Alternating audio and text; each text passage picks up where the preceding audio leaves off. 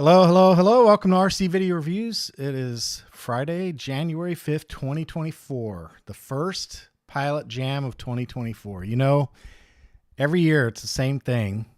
Every year on the first of the year, I'm kind of a little bummed out because the holidays are over and I love the holidays. And I always kind of view Halloween as the bookmark with New Year's. So Halloween is the start of the holiday season and New Year's is kind of the end of it. The good news is we got some good football coming up. We've got the college playoff situation going on. We've got the NFL is going into the playoffs. So if you're a football fan in the U.S., that's good. But anyway, first one of the new year. And the other thing that always amuses me about going through these pilot jams with you guys on Fridays is because every 7 days we get to tick off a countdown from 52. It's almost like 52. Now it's going to be 51. And then 50, and it goes kind of quick. And as you get older, it goes quicker and quicker. Anyway, I hope you all have a spectacular start to your new year. And because we skipped a pilot jam right before Christmas. I just didn't have time to pull it off with the family stuff. And then for New Year's, we did kind of a New Year's theme retrospective kind of deal. So we've really just kind of skipped over the normal pilot jam and the material. So we have a truckload of stuff to get through. Hope you guys have nothing better to do on your Friday night because we have some material to go through. And I'm telling you, man, that's a lot. But it'll be fun. It should be fun.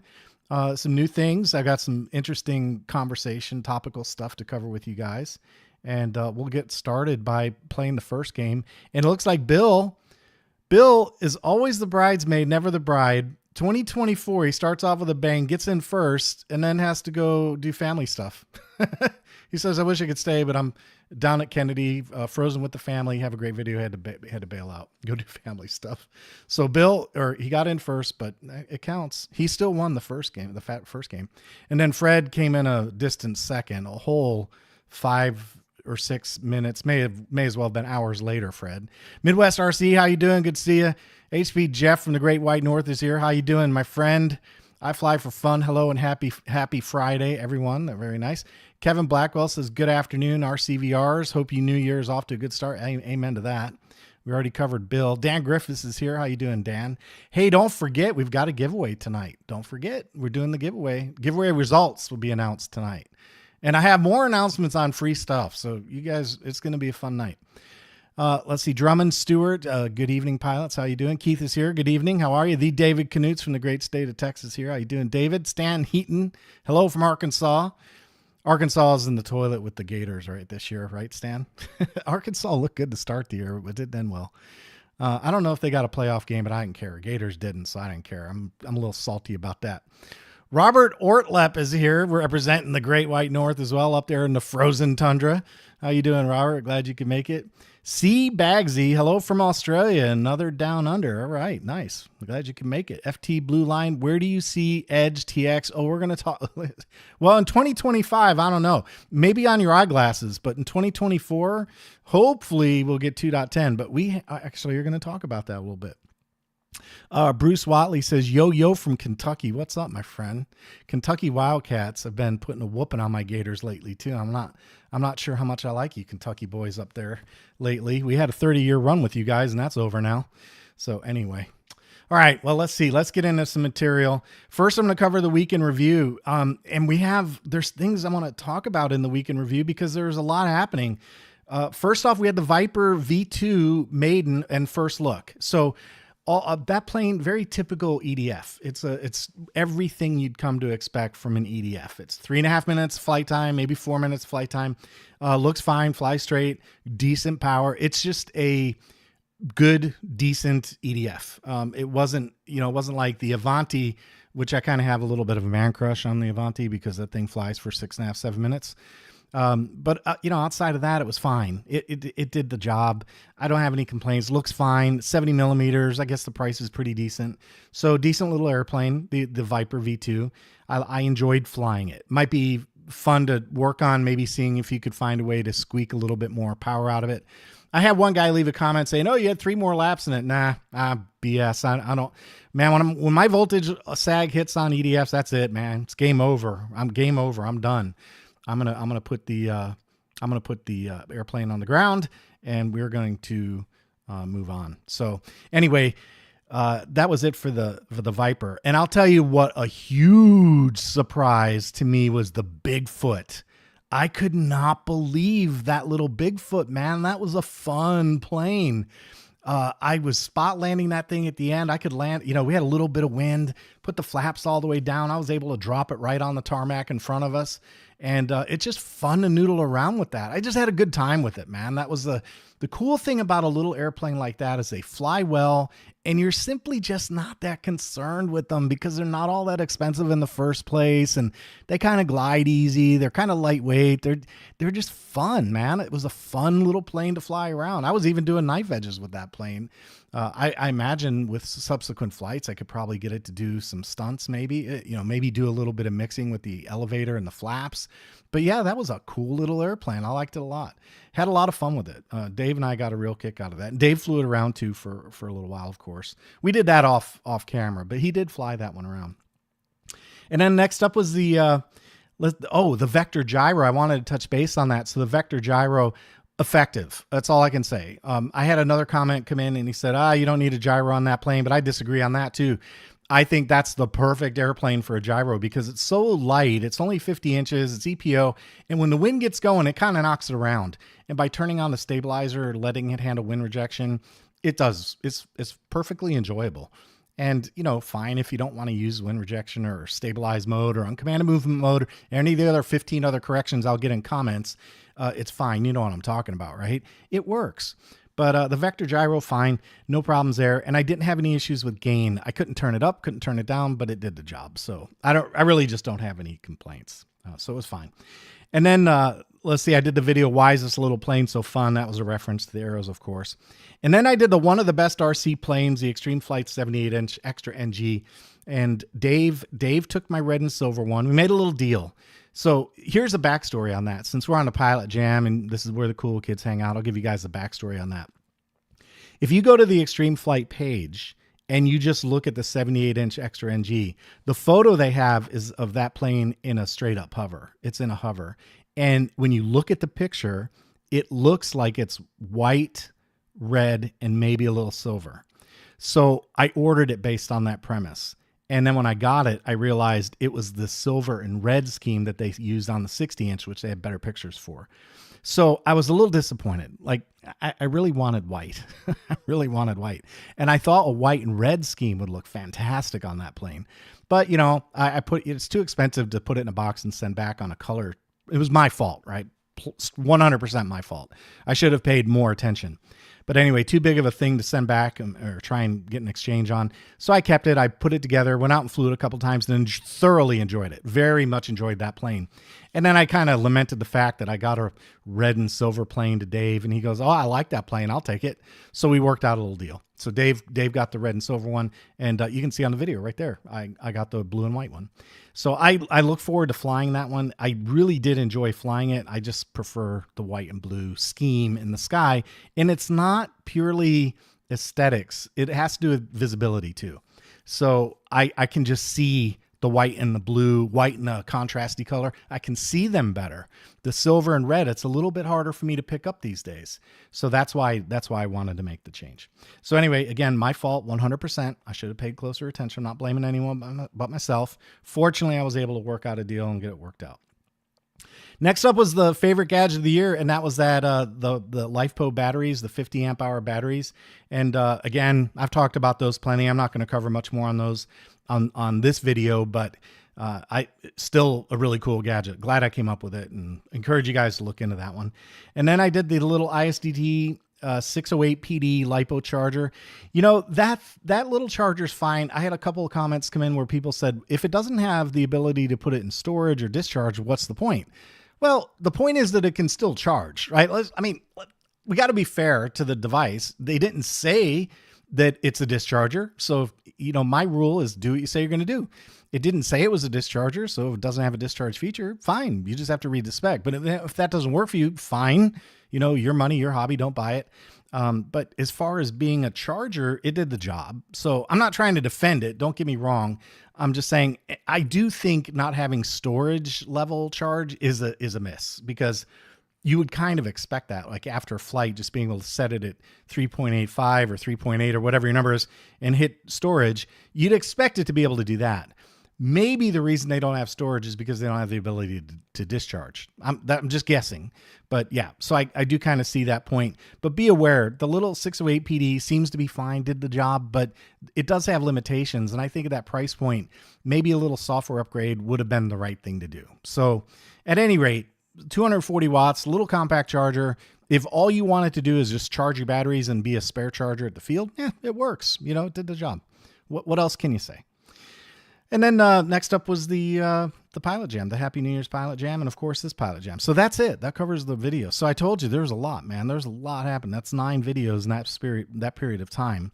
And of course that's, you know, over the holiday spread and over New Year's Eve and Christmas Day and all that stuff. So okay, that's it. I'm going to check comments, then we're going to get rolling with some content. Let's see. Just see. Where do you see EdgeTX? Covered that. Yo-Yo from Kentucky got that. Hello, Pilot says EQRC. Daniel Level says that Freddie is one hell of a heli pilot.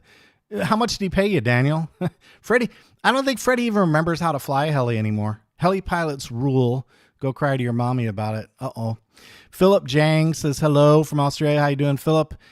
Four Eyes is here. How you doing, my friend? Four Eyes, good to see you. Darren Elhart, hi from Saskatchewan, Canada. Another Canadian in the house, huh? How about that? Bunch of Northerners here. Prince Albert. Okay. Oh, nice. Been quite a few times. All right. All right, let's get started. I've got content. So I wanted to do a video tonight on the ExpressLRS. And the reason we're going to do a video on ExpressLRS, some of you guys, your eyes might roll in the back of your head and go, really? Really? Really, John? The reason I'm going to do this video, guys, is because I've been asked so many times in the past couple of days how to do this that I just don't really feel like I have a choice. I feel like I have to do it. So I'm going to bring power on, and I'm going to connect this guy. And I'm going to let it go into Wi-Fi mode. And while it's going into Wi-Fi mode, I'm going to get another browser open really quickly here. And I'm going to get ExpressLRS. I can find its, oops, that's not good. I'm going to get ExpressLRS going so I can see what's going on when that thing gets on the Wi-Fi. I want you guys to see that as well. So just getting set up here really quickly. All right, that's .39. So I will open this up in my browser. Don't worry, you'll see it in just a minute. Okay, here we go. Now we're getting close. There we go. The browser is up and running, and we're going to switch over to my workspace. So you get, where's the workspace? Why am I not seeing my workspace? There it is. There's the workspace. Okay, so the first thing I want to do is set the stage a little bit. Okay, we are talking about one of these ER6 receivers. All right, now the ER6 receivers, the question has come up repeatedly in the last 2 weeks. How come I can't configure serial output on my ER6? And it seems to be a big mystery because here's what everyone's doing. They're looking at the videos where we initially explained how to configure S-Bus or serial protocols on a PWM receiver, and they're going into the model page and they're sliding down to channel 2 and they're looking for, right in here, they're saying, why don't I see S-Bus? Why don't I see serial output there? The only thing I see is serial protocol down here. And the reason for that is because on these particular receivers, the ones that have these UART chips on the back right here, the serial protocol comes out on that UART. It does not come out on channel 2. Okay, so on an ER6, you've got this little UART port on the back, and in the configurator, all you have to do is go into the serial protocol that you want to use and select the one you're interested in. So in my case, because I have an S-Bus tester, I want to show you guys the S-Bus tester. So I'm going to leave mine set on S-Bus right here. And notice that all of my PWM channels are normal, right? They just have a standard frequency, 50 hertz, channel 1, 2, 3, 4, 5, 6, 50 hertz all the way down. That's the normal PWM configuration, okay? So with that said, now what I'm going to do is we're going to bring up the I'm going to bring up the monitor here real quick, and I'm going to press this button, and let me zoom in just a touch so you guys can see a little better what's going on. So we will press this we'll long press the monitor button, the button over here, and we're going to do measure signal, and we're going to set it to S-Bus. Okay, now we have to do a little bit of a reboot, and I'm going to turn on my radio. My radio is already bound, and I already have a 16 channel. There we go. I already have a 16 channel S-Bus configuration set up here. Let me make sure you guys can see that there. I think you can see that. See, I've got my aileron now controlling all 16 channels. Okay, the only thing left to do is we're just going to do a quick little reboot on this guy. I'm just going to unplug there and unplug here, and then we'll plug it back in. We'll get a bind, and we'll see the bind when that number right there goes away. It should slide over.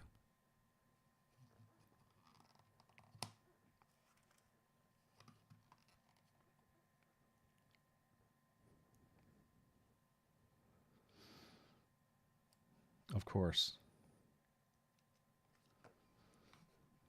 It should be on input. Input.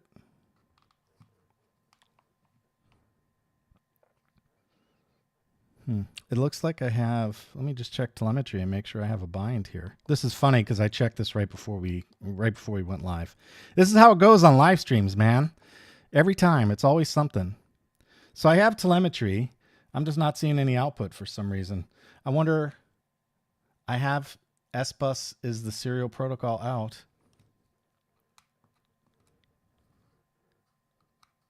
Input. There it is. I didn't hit enter on the stupid meter. Dang it. You have to hit enter. Okay, there we go. So here, let me back out now, and you'll see it. So I'll just move my sticks, and you see how we have S-Bus there? All right. So that's how you set it up. And again, it's coming out the UART on the back, right? It doesn't come out the front on these two pins. It comes out the back. So there we go. That's all I really wanted to show you. And then I'll switch over to this page, and you'll see 16 channels there as well on S-Bus. Okay, so if you want, and that works for CRSF2, or if you're using inverted S-Bus, it's all the same. It just uses the UART port for serial. So I wanted to cover that because I need you guys to step up and give some help. You know, if you see these questions out there, people are asking in the channel, they're asking on Discord, asking on YouTube, make sure you offer a little bit of help, you know, help explain it. If you get the question about these ER type receivers that have the UART port in the back, you have to use the back connector. It does not come out on pin 2. Now, we'll contrast that with this style of PWM receiver. This is a happy model. And if I were using this one for S-Bus, we'll go ahead and plug it in. I'll let you guys see it. Let's just, while we're messing with it, let's just take a look at it.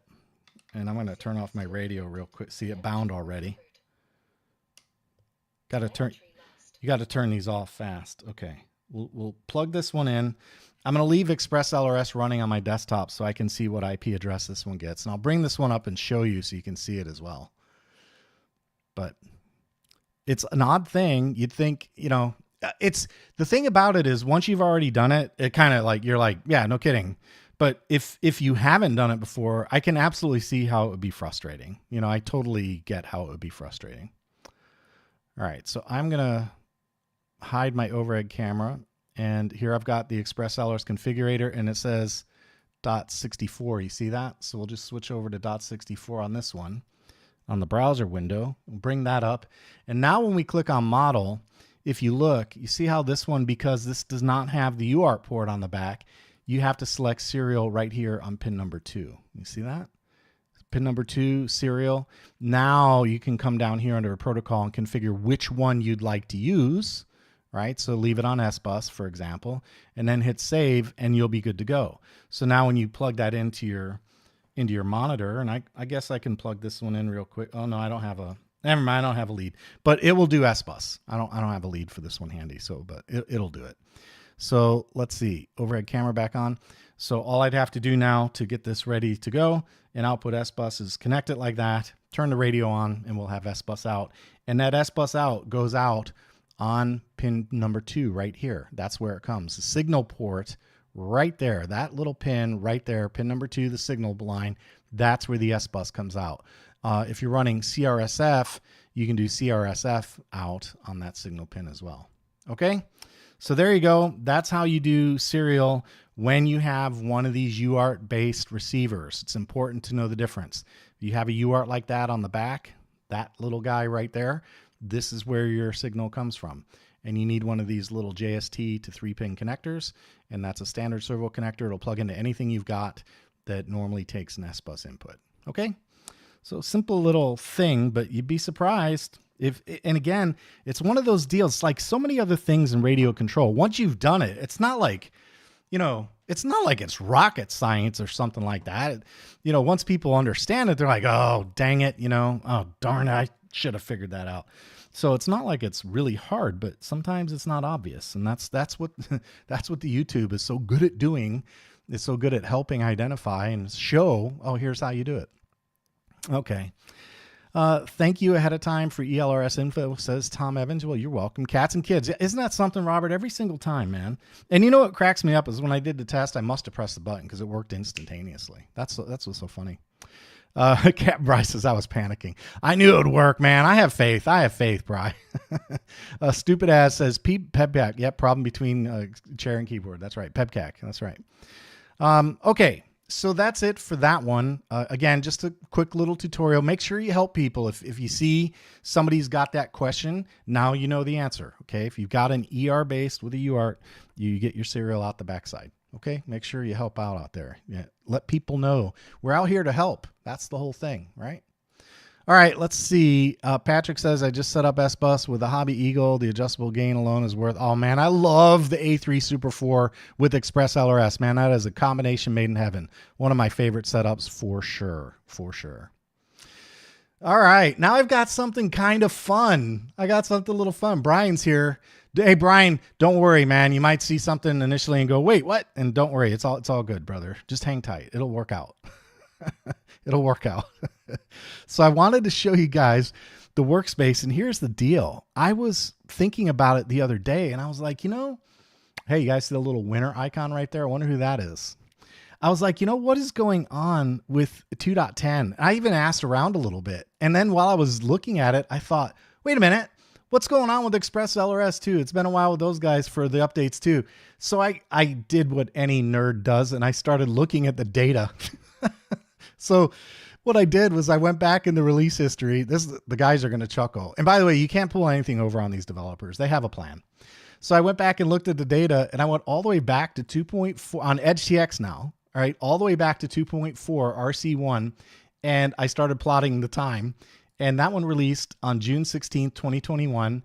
And then we got 2.4 right here on, let me get my mouse highlighter. That might make it easier for you guys to see what I'm doing. Then we got 2.4 right here, 2.4 on 7/22. So we went from release candidate 1 to 2.4 in about 36 days. And then about 3 months later, we saw release candidate 1, which for 2.5. And then we saw about 25 days later, we saw 2.5 official. Right. And then so on. What I did notice in this little list here, if you look, once we got 2.8 release candidate 1, it was 140 days between 2.7 and 2.8 release candidate 1. So there is a pretty long delay between 2.7 and 2.8.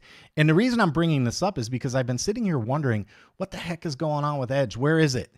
And so I decided before I started asking too much, I decided to look at the data and see what the data said. And it looks like if you look at this little graph that I put out, the longest one was 2.8 release candidate 1. So 2.7 and 2.8, long delay for that one. But other than that, they've been running this timeline somewhere between 60 and 70 days on average. If you were to average this out, it's somewhere between maybe 50, 60 days. And right now, the difference between 2.9.2 and 2.10 is 53 days. The one thing that I would highlight, though, is that it looks like in the early days, we were only going about 3 months 2 to 3 months between the major releases. So 2.4 to 2.5, then 2.5 to 2.6, and then 2.6 to 2.7. And then the big jump from 2.7 to 2.8, right? 5 months. And then 7 months to 2.9. So the major release window expanded a little bit, but we're only right now about 4 months in since 2.9. So the question about what's going on with EdgeTX is nothing. They're doing fine. They're doing exactly what they've been doing for the whole time, except for one long delay on 2.8 and a little bit of excess at 2.8.1. And I would say that the major release window has opened up a little bit.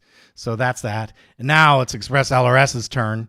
So I did the same thing. I thought, well, I'm going to check on ExpressLRS because I was thinking the same thing. It feels like it's been a while since I've seen any major releases on ExpressLRS. And I love looking at the dates, right? Because here we go. And I only went back to 3.0.1. I know it goes back further, but I only went back this far because that was back to 10.22. So 3.0.1 came out 10.21.22. And if you look at their release cycle, they were pretty much on it. And I think Brian's here. He might be able to have some insights for us. But we basically doubled our time between 3.3.0 and 3.3.1. We went from about 70 to about 145. So something happened there, and I know they were working on S-Bus at that time. That might have had something to do with it. But if you look at their intervals, they're pretty freaking consistent. Like on average, pretty consistent. So again, you might say, what's going on with ExpressLRS? The answer is nothing. They're doing fine. They're managing their time, and they're right where they're supposed to be. So there you go. I guess the reason I started looking into this is because I was starting to get just a little impatient. Like, where is the new stuff? Because I do videos, right? I do videos and show you guys when new stuff drops. I try and show you the features, and I haven't been able to do anything for a while.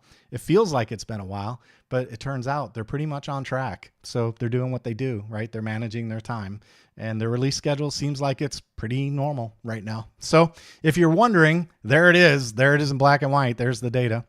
Nothing major since last. That's right. Spin launch glide. Nothing major since last year. What's up? It's crazy. We all want our ExpressLRS fix, Brian. That's what's going on. Brian says, I love seeing these dates. I feel like an instant ago that the EdgeTX devs kicked it into overdrive. Yeah. Amen, man. Amen. No kidding. And they went fast. If you look at their dates early on, man, they went from major release pretty quick. Like, again, they went from 2.4 to 2.5 in just a few months. 3 months, and then from 2.5 to 2.6 and 2, and then 2.7 and 2. They were really hauling the mail early on, that's for sure. But, and they were doing some really yeoman's level work. They were under the covers, replacing big chunks of the firmware at a time. So yeah, you got to give those guys props. But if you look at their chart and balance it out, they're doing fine. Nothing unusual. Nothing to see here, folks. A little bit of a letdown. Fred says, I'm going back to a flip phone next. Are you, Fred? I doubt it. Bryce says 3.3.2 is supposed to be out already. I want 3.4 by the end of this month. Woo! Wow. Okay. Cool. Very nice. Very nice. Well, there you go, guys. I thought we would just have a little bit of fun because if you're wondering where the content is, I'm waiting, but it's not. There's nothing unusual happening. It is. A friend of mine, Sluggo, used to say, "It is what it is." It is what it is. It seems fine. Like I don't see anything unusual here. So there we go. That's it for what's going on with EdgeTX. I guess we just have to continue waiting a little bit and we'll figure it out. They'll let us know. It'll be here when they're ready. So that's that. All right. Next up, solder tip cleaning. The other day I was out on one of the channels. I don't know, one of the RC channels, not channels, one of the RC retail websites that I tend to frequent quite a bit. And I was looking at their site and I saw this stuff. It was a solder paste. And I thought, what the heck is a solder? I don't even know what that is. And obviously I know what flux is. I know why we use flux, right? I got that part, but one of the downsides is getting the stupid lid open. But anyway, I don't know if you've ever seen this before. It's just a solder paste. And the whole point on this is I found a little kit on Amazon. I just thought I'd share it with you. There's a link in the description. It's an affiliate link. So if you use it, I get a little bit of a kickback, but don't worry, I'm not paying the mortgage on it. But the reason I'm showing this to you is because I think we're all guilty of it.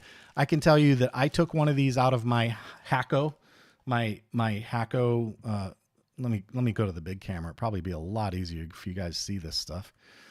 And I'll zoom out just a little bit too. There it is.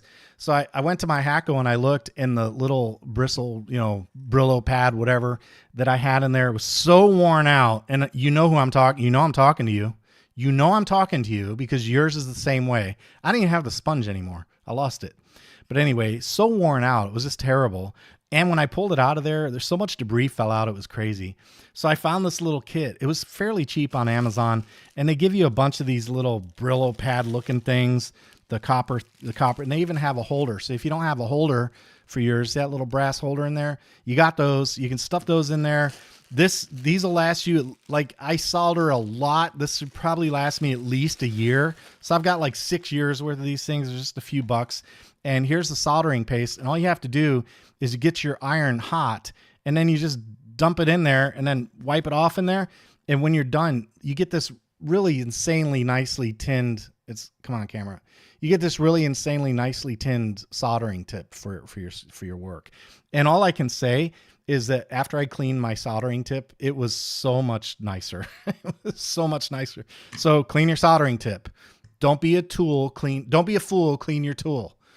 So I just wanted to share that with you because I do a lot of this stuff and I never really did much in terms of maintenance for my poor soldering iron. And I found the whole thing for like, I don't know, it was like $10. It was fairly cheap. That included the paste and the little Brillo pads. And I got like a freaking lifetime supply of those. And I figured I would just share that with you guys. So it's just one of those stupid things you got to do. It's maintenance.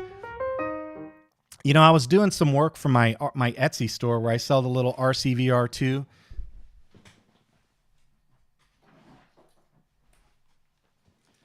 Just in case you've never seen it, I just grabbed it. Here's the little RCVR 2. I was doing a little bit of maintenance work, and I had to order shipping materials, and it's one of those things that just kind of makes me a little crazy because I spent like $100 on shipping materials, and it's annoying. It's annoying to buy things like maintenance stuff, but it's just one of those things you got to do. So RCVR 2, link for that is in the description as well, my Etsy store. But yeah, you got to take care of the maintenance, man. And that's why I shared this with you. It's annoying. I know it's annoying. Believe me, I get it. But your soldering work will improve if you do the job, if you take care of it. And that's the moral of the story, man. Take care of your tool, right? Everybody, right? Can I get an amen? Hey, how about that? I found it. Not my tool, the rim shot. Shut up. All right, let's see what's going on here. Ha ha, Robert. Robert says, when you have half the spool of solder inside that Brillo pad, you know it's full. That's right. That's exactly what happened to mine, too. I pulled it out and I had solder go everywhere. The Brillo wears out so slowly, never notice it's falling apart. Yeah, and when you get a new one, man, it just, you know how it is, right? When you have an old Brillo and you're trying to clean that soldering tip, you're hitting that thing like 15 times. When you get a new one, you're done, man. 3 strokes, you're done, like a teenager again, Don't ever grow up. That's quite a tip. What kind of soldering do you do? Well, it's all my electronic stuff, man. It's all, it's doing things like on these EPW6s where I have to solder these together, and put these things on. It's all the electronic stuff I do for the hobby. That's the soldering that I do. It's doing things like soldering 5mm bullets on ESCs and motors, that kind of stuff. I do an here. Since you poked the bear, I may as well show it to you. You want to talk about getting me annoyed? This one got me annoyed. So you guys know I have the Raw 500, and I'm working on the hardware for that. I've got the actual fly barless installed now. But in that one, they have the quick connect battery tray. The idea is that you slide the battery in, it quick connects to the ESC, which looks just like this. Quick connects to the ESC, and that way you don't have to take the canopy off. And if you fly helicopters, that's nice, right? The problem is those knuckleheads at SAB didn't give you any way to charge your damn battery when you solder your leads for your battery onto their battery tray. So I had to go and make pigtails. I had to go out and buy the silly ESC connectors and then solder the wires on and then solder the XT60 connectors on so that when I take the battery out of the tray, I can plug this in and then plug this into a normal charger. So that's the deal. That's the kind of soldering I do. And yes, I made 2 of them. So that way, if I have 2 batteries, I can, keep things charging at the field, and inevitably I'll lose or misplace one. So it's all kinds of hobby related soldering, man. That's the trick. Always something going on. Let's see. Lol, copper looks like crap. Mine copper looks like crap. Sure, hit the link, grab nuke. Yeah, do it, man. You get a lifetime supply of those things. The big trick when you get that is don't forget where you put them. That really makes you crazy when you have stock and you know you have stock, but you can't find it. That makes me nuts. When I say that makes me crazy, my wife says, Yeah, see how she treats me? All right, let's see. We're going to go back to the desktop and we'll see what's coming up next here. Solder tip cleaning, we covered that. Oh, the giveaway. How about that? Timing is impeccable. So we have a giveaway to do, and the giveaway, if you recall, was for an A3 Super 4, and I announced this on the New Year's Eve Pilot Jam. It was just kind of an end-of-year thing to do, and here I want to cover the rules with you guys real quick. So let's cover the rules, just so you know. The winner, I'm going to announce the winner. I picked the winner from comments using a random comment picking tool. Yes, they exist. You can go Google them. So I used a random comment picking tool, and the word was gimme, Gimmie. Some form or fashion. You could enter as many times as you want. The software picked a name at random and gave me the name, and the name will be announced in a moment. Now, the trick is, in order to fulfill the deal, what has to happen is you need to send a copy. And let me see here. I'm going to close the winner thing because I don't want to give it away. Let me see if how about that? The rim shot. Let me see if I have the rules identified. And I don't think I do. I don't have the rules. I don't have the rules identified. So I'll go back to the desktop. I thought I might have had them already typed up, but I don't. So you have to send an email to John at RC Video Reviews, and in that email you have to show me a photo ID illustrating that you are over the age 18 or older, because I don't deal with minors. So I just need some kind of photo ID showing me that, and the address where you want me to ship the prize. And you have to do that within 24 hours, which means by 2000 GMT -5 on 1/6/24, you have to send me that email. And if you do, then I will send you this Hobby Eagle A3 Super 4, and you'll pay nothing. No shipping. The only thing you would be responsible for are VAT and taxes. So if you're a winner that's responsible for paying silly things like VAT, then you have to pay that. I don't pay that. But there will be no shipping charges, and don't listen to any idiots on Telegram telling you to come in and pay them shipping to win the prize. Okay? So that's it. All right. With that said, I'm going to go ahead and get the little winner window open again. And I'm going to go over to the Blackboard, and I'm going to hide the questions. And let me see if I can bring the winner up here. Just 1 second. Where is it? There it is. Okay. Oh, man. I don't have my chroma key masked out on this one. Do you believe that? That ain't right. Hold on. Technology. There we go. All right. There it is. The winner. I should have set this up. My bad. Robert, go ahead and let me have it. I deserve it for that one, man, for sure. So here it is. And we're obviously not doing the Q&A anymore, so I can put that away for a moment. The winner is Rambo Flight Ken. He said, gimme the Hobby Eagle A3 Super 4. Looking forward to 2024. It rhymed. You got to love that. So congratulations, Rambo Flight Ken. You heard the rules. Send me a copy of your license, some photo ID showing me that you're over the age of 18, and I will send you the Hobby Eagle A3 Super 4, and you're all set to go. And by the way, this has the little programming module in it. It doesn't have the card, but it does have the programming module. So it's brand new.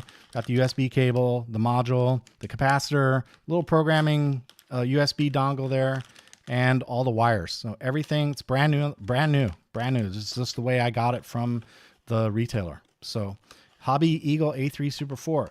And I want to encourage you guys, if you're looking for gyros for your planes, this is not sponsored. I spend my money buying these, and I love them. I think they're one of the best gyros you can get your hands on. And they work great with ExpressLRS. Even on ExpressLRS, these gyros, you can remap your mode channels. So you don't need aux 1 or channel 5. You can use whatever channel you want, which makes them great for ExpressLRS. And you can output throttle. So really cool stuff, man. Hobby Eagle A3 Super 4. If you haven't watched my videos on these, make sure you check them out. Congratulations, Rambo Flight Ken. Got yourself a Hobby Eagle A3 Super 4. Ta-da! That's a stupid one for that. I need a better one.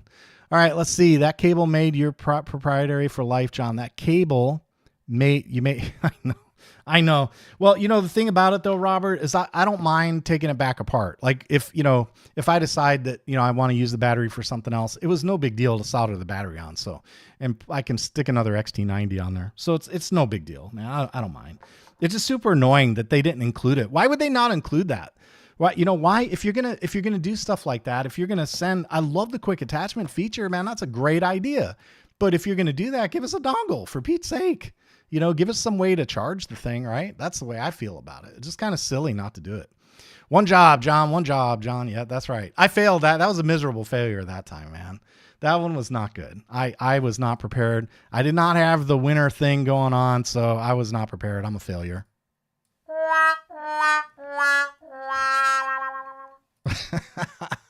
That was good timing on that one. Captain Bryce says, congrats, Rambo. Yeah, way to go. I fly for fun. So, yeah, congratulations, Rambo Flight King. Good job, man. There you go. Hobby Eagle. All right, let's see what's going on next. That was the giveaway. We're cruising around second now, heading for third. Oh, the RCVR fly-in. I got to clear some space on the desk because you all are not going to believe this. You are not going to believe this. I hope. So let's first off, let me just explain what's going on.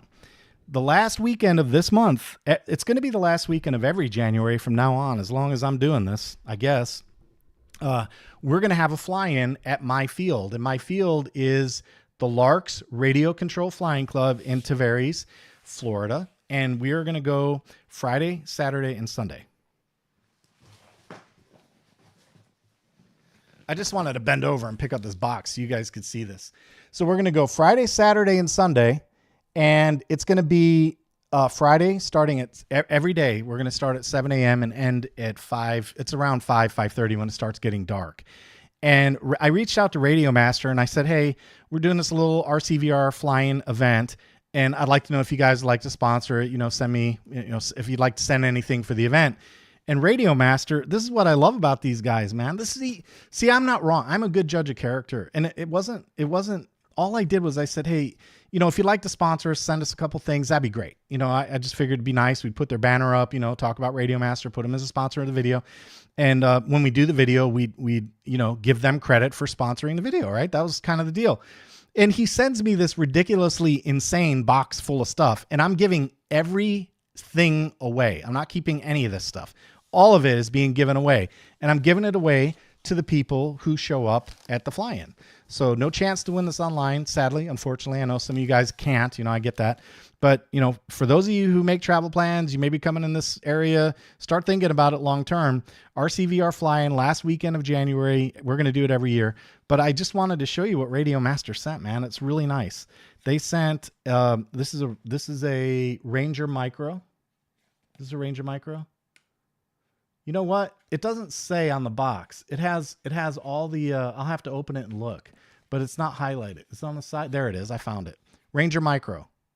See, they have these little labels on the bottom. I was thinking they might have marked one of those, with a pen or something, but they didn't. It's on the side. So I've got a Ranger Micro number 1, Ranger Micro number 2. Isn't that cool?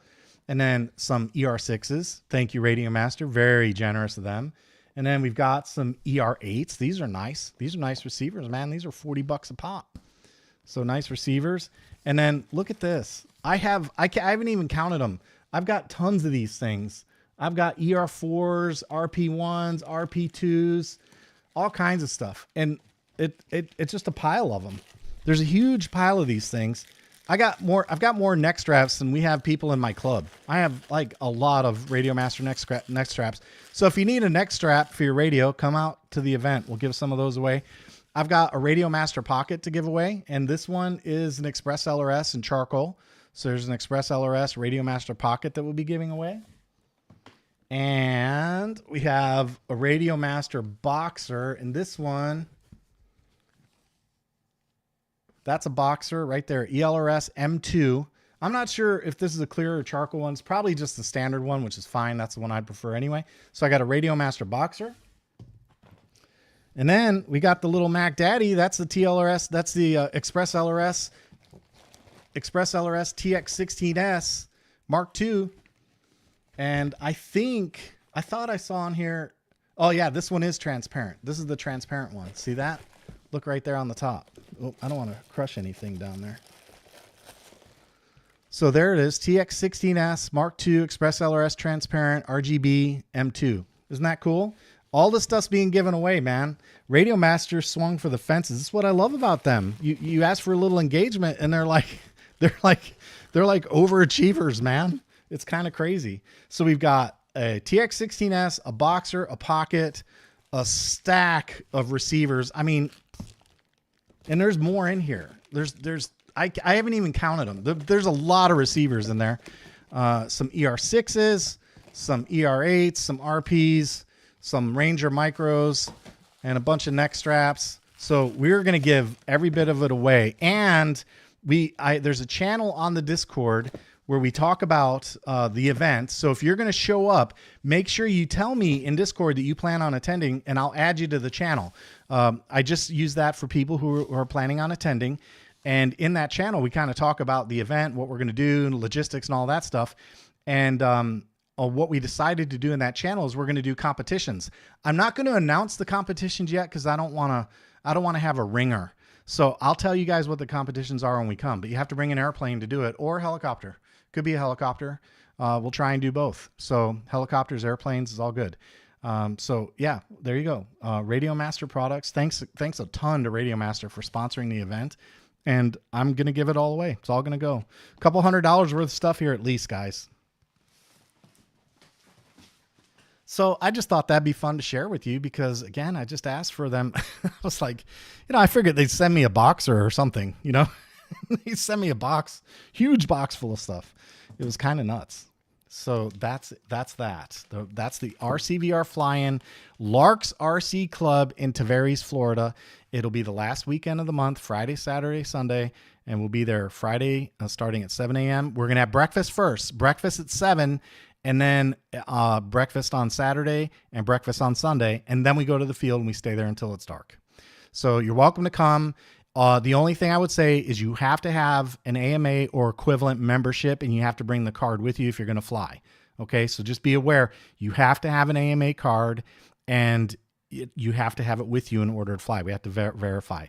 If you're from Canada or elsewhere, you have to have the AMA associate card. That's the deal. Just the deal. It's not my rule. It's the club rules. So there we go. If it's big as a divot, should I say the deepest divot? Yeah, go big or go home. Yeah, maybe a divot contest. That'd be a good one, right? That'd be fun. All right, we'll see. We're gonna have fun though, and we're gonna film it all. We're gonna film all of it. We're gonna try and get a lot of film done and share the event with you guys. So hopefully we have a good turnout. And if you're in the area, come on out. If you're in Florida, come on out. We're in Central Florida. We're not really too far from just about anywhere in the state. It's not too bad. Okay, that covers the fly-in. Next up, I wanted to give you guys a look at this because this is actually kind of cool. I was talking with Rob, and I was thinking about the ESC that I wanted to use in the 78-inch to go with that T-Motor AM780, and I decided to grab another one of these Mantis ESCs. So I ordered this one, and I got this from Altitude Hobbies. I think everyone knows who they are. And this is 130 amp. This is good up to 14S. It's an Opto ESC because I'll be using a flight battery to power my receivers and my servos. Receiver and servos. But the interesting thing about it is I went ahead and ordered the little Bluetooth configurator. So I'm going to pull this one out of the box and mess around with it in the next day or two. And I'm going to do a little video on this to show you the Bluetooth configuration capabilities of the ESC, the Mantis G2 ESC with the little Bluetooth dongle. So this is about the same price, about $20, $24, something like that. It's about the same as a program card, maybe a little more expensive, but kind of cool to be able to plug that into your ESC and configure it with your phone, not have to get it on a computer. Might be a nice thing to have in your field box, especially if you run the configuration port from the ESC wherever you install it, somewhere where it's accessible. That way, if you want to make some changes, you can. So I'll be messing around with this before it goes on the airplane, but I wanted to give you guys a look on this. These ZTW Mantis G2s, what I really like about them, ZTW has been a pretty good brand for me so far, and they're affordable. So they're affordable, reasonably priced. So there we go. Just wanted to make sure you were aware of that one. And because this is the Pilot Jam where the cool kids hang out, I figured I'd give you guys a little preview of what's on its way. So let's see. I'm going to check for comments and see. Wow, great Radio Master help with the event. Yeah, no kidding, right? 2 commercials. I don't know. Is it doing commercials? I'm not doing anything. Is YouTube doing commercials? It's sticking ads in there. I don't know. There's probably a button somewhere that I'm missing, but I'm not touching it. So sorry. If it's doing that to you guys, I apologize. I don't know. Some button somewhere I'm probably missed. Okay. Let's see. Let's move on to the next topic. That was ZTW ESC. Okay. Next up is Q&A. Okay. Now we're getting around third and heading for home. So we'll bring up the Blackboard again, and I'll put away, well, how did that move? We'll put up the Blackboard Q&A, and we'll start taking a look at the questions. So if you've never joined the PilotJam before, or if you're not familiar with this, I find questions that look interesting to me, and I put them in the Q&A, and we try and answer them. And I really look for stuff that might be interesting to more than one person. So on this one, Juan Cisneros 725 says, in my Boxer, I'm trying to create a mix for a dual servo configuration, 1 servo on each aileron using channel 5, which controls the 2-position switch aileron channel. After mixing with the aileron to control both the same stick, the aileron is behaving as if it were moved by a binary switch. So I've fallen for this several times, and that's why I posted this one. And I figured since we spent some time on ExpressLRS tonight, my very first question to Juan was, is it ExpressLRS? And he said yes. And I said, is it on channel 5? And he said yes. I said, there's your problem. Oh, he even said it in the comments on channel 5. So you guys remember that when you're using ExpressLRS, if you're not 333 hertz, 16 divided by 2, channel 5 is not proportional. And that was my first clue. So just wanted to mention to you guys that if you see a question out there about people saying that my channel 5 is acting like it's binary, that's going to be the problem, is that they don't have it in 333 16 divided by 2, which means it is binary. So it's not acting binary, it is binary. So that's that. Okay, so that was Juan's answer. Let's move on to the next one. Alex Herrera, he says, great review as always. Do you think there's value in switching to EdgeTX in my Jumper TX that's not touchscreen? My answer to that is 100% without a question of a doubt, yes. And the reason I say that is because there's so much more to EdgeTX than just the touchscreen. I know initially when they first came out with EdgeTX, that's what got everyone's attention. Everyone said, "Ooh, they're doing touchscreen." And for people who had touch radios, it was like popcorn. Some people were like, whatever, I don't care. I was one of them. I was like, I don't care. Fine. OpenEX is fine. I don't care. But it's like a bowl of popcorn. When you put it in front of them, you can't stop touching it, right? It's just like popcorn. You can't stop touching it. So EdgeTX certainly brought the touchscreen forward, and that's great. You know, that's good news. And for people who don't have touch, or for people who don't have a color radio, for example, what I would say is that there's so many more other features that are involved in EdgeTX that are beneficial that, yes, it absolutely warrants the jump. Not only that, OpenTX development has all but come to a halt. So if you want any further advancements in your firmware, yeah, EdgeTX is the answer. So, you know, that's my answer to Alex. Yes, even if you're not touched, it's a good thing to do. Hey, Big Chris says, I have one that crazy. This is a reference to the F4U Corsair. He says, I have one that I crashed in a tree. Luckily, it's still mainly intact and flyable. I actually think it looks better now because it looks like it's been through war. You know what's funny about that is I've said that so many times, it's just insane. And I feel the same way. I mean, I don't try and damage warbirds, but I flew in military helicopters and they were not perfect. They were not hangar queens, man. They all looked like they were service aircraft. And if you look at any legitimate documentary on the F4U from the war, these things are all just beat to death, man. They only look pretty once. After they got out to the fleet and they were deployed, man, that's it. They looked a little beat up. So I'm kind of with Big Chris. In fact, if you look at some of the Black Horse stuff on Motion RC, you'll notice that their liveries incorporate weathering and damage. So check those out. They're really cool. Those big Nexa warbirds they have at Motion RC, very, very cool livery schemes on those. All right, next up, let's see. It says, I can't read it. Aji, I can't read it. We'll just call him Aji. He says, the Radio Master Pocket CC2500. You guys, how many times have you guys heard me cover this one? The CC2500, I really wish they would just discontinue that chip because I freaking spend more time wasting time in my life dealing with that stupid CC2500. Technically, yes, it is technically a multi-protocol chip because it supports more than one protocol. Okay, so technically it's yes. The problem is that people frequently think that because they say the word multi-protocol, that it means it's a 4-in-1 module or compatible with all the protocols supported by a 4-in-1 module. And of course, the CC2500 is only one of the 4-in-1 module. So it doesn't do as much as the 4-in-1, although technically speaking, yes, it is multi-protocol, but it is not a 4-in-1. So I really wish they would just kill that chip and charge people the extra whatever, 15, 20, 30 bucks, whatever it is, and get rid of that CC2500 as a standalone option. All right, let's see. ZebZeb3219 says, my first RC airplane, a must, super docile and easy, can run on 4S2200 with an ESC swap. She really becomes fun to fly. This is reference to the Bigfoot. I got to tell you, man, a lot of people came out in support of the Bigfoot. And while it certainly is a basic little airplane, I just had so much fun flying this little plane. So I have to agree with ZebZeb. This is definitely a fun little plane to fly, no doubt. MGD76YT, that's Miller Genuine Draft 1976 YouTube. That was the slowest slow pass I ever saw. Question of the week right there. My favorite commenter. If you guys watch that video, man, I got that sucker slow. It was slow, man. It was very cool. With the flaps all the way down, prop was off. It was just kind of elevatoring down like a big old 3D plane, man. It was cool. That was a fun little plane. Let's see. I'm looking at comments. I do actually do EdgeTX on my Planker TX. CC2500 minimal protocol is hardly worth the money. Yeah, that's right. I'm just keeping an eye on comments, make sure I'm not missing anything good over there.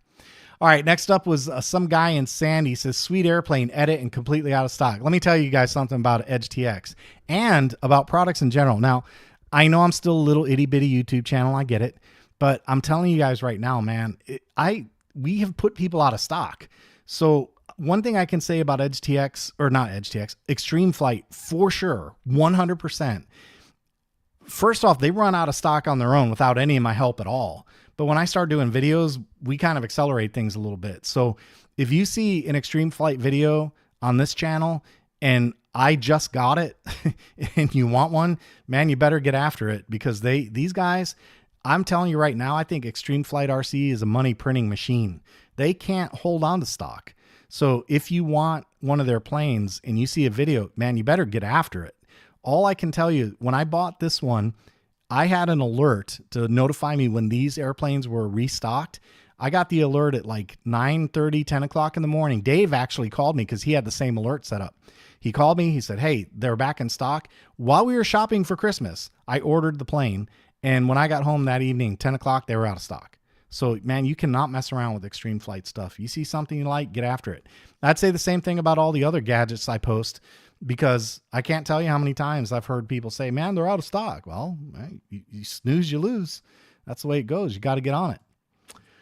All right. Derek Gurney says, have you tried the HRB batteries? The answer to the question is yes, I have. I've flown them in my helicopters and I actually like them. They actually fly in my 400 series, like my 380, my Buddy 380, and the M4. So yeah, I've used the HRB stuff. I don't use a lot of them, but Amazon, he says Amazon has 6S5000s for $50. Give them a try. What batteries do you recommend? You guys know I recommend Lightperiors. That's what I use. That's mainly because that's what I have a lot of them. But I've heard pretty good things about HRB. People seem to generally be pretty happy with them. So I'm just throwing that out there. I'm interested in your guys' comments. If after the video's over, leave a comment and let me know if you've tried the HRB. And if not, what is your favorite battery? I'm curious about that. I'd love to see what your #1 all-time battery is. So if you got ideas there, make sure you share it after the video's over. HRB, says Derek. All right, Slang455, he says, I'd like to see how this compares to the EF Gamebird. Looking at getting one soon. I think all EF are great, but would like to find the one with the best overall performance, man. I love this question. This is one of my favorite questions because, I had the same question, like, which one's the best? And the answer is none of them. They all have different personalities. And if you want to see If you want to get a discussion sparked, get in the Fixed Wing channel on Discord and start talking about it. Say, hey, what's the difference between a game bird and an NG, or a laser and an extra? And you'll start a conversation, because at the end of the day, this is one of the reasons I keep buying these planes, is that they all have different personalities. They're all like my kids, right? They all have different personalities. They all fly a little bit different. They do certain things really well, certain things not quite as well as others. It just depends. And when you find the one that does all the things, that one becomes a favorite. And I'm going to tell you guys right now, one of my favorites is that Skywing Laser 260, the 67-inch Skywing Laser 260. I like that one a lot. And another one of my favorites is the Extreme Flight 60-inch Laser V3, the red, white, and blue one.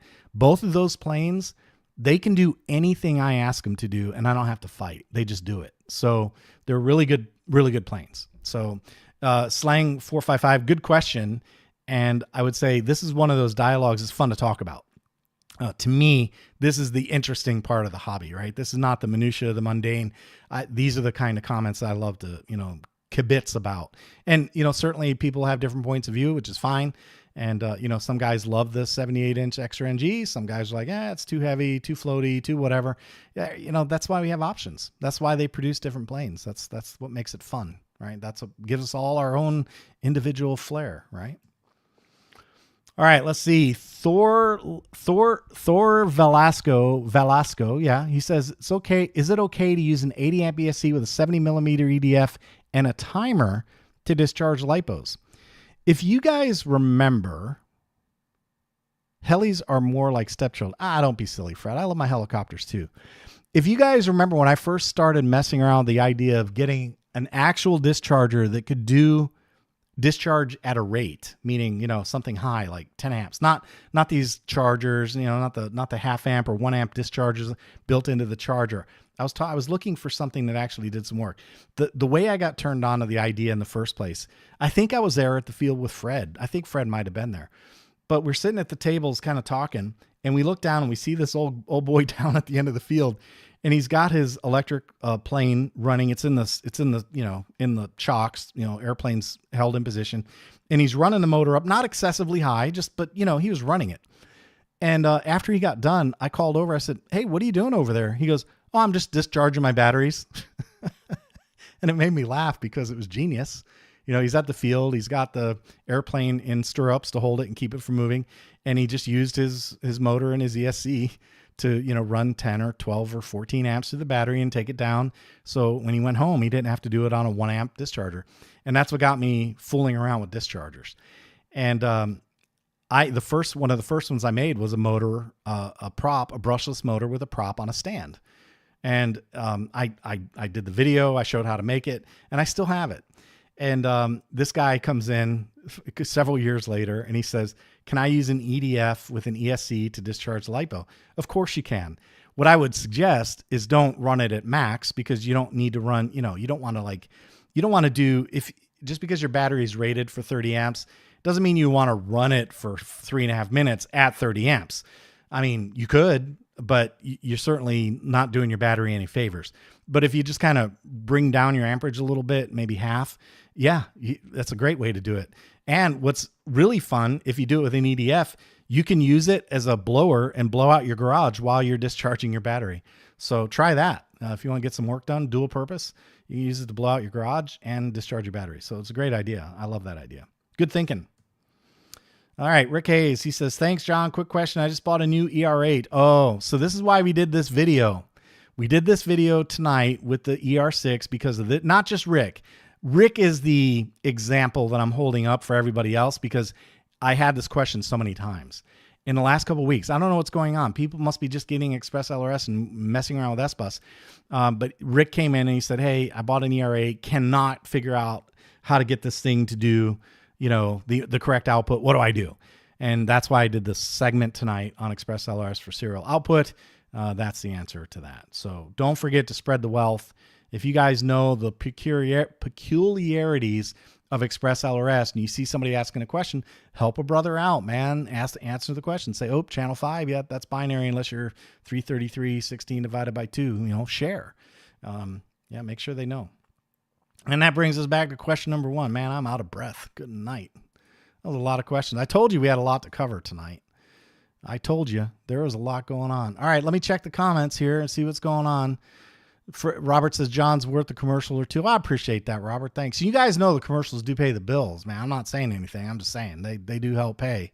That's what keeps the thing going, man. It keeps us motivated to keep producing content. So I appreciate you ponying up and allowing the ads. I appreciate you. Freddie's not convinced on ETX. Yeah, I gave up. Freddie's like Cincinnati. Back when Jesus was walking the earth, right before he left, he said to the elders of Cincinnati, "Don't do anything until I get back."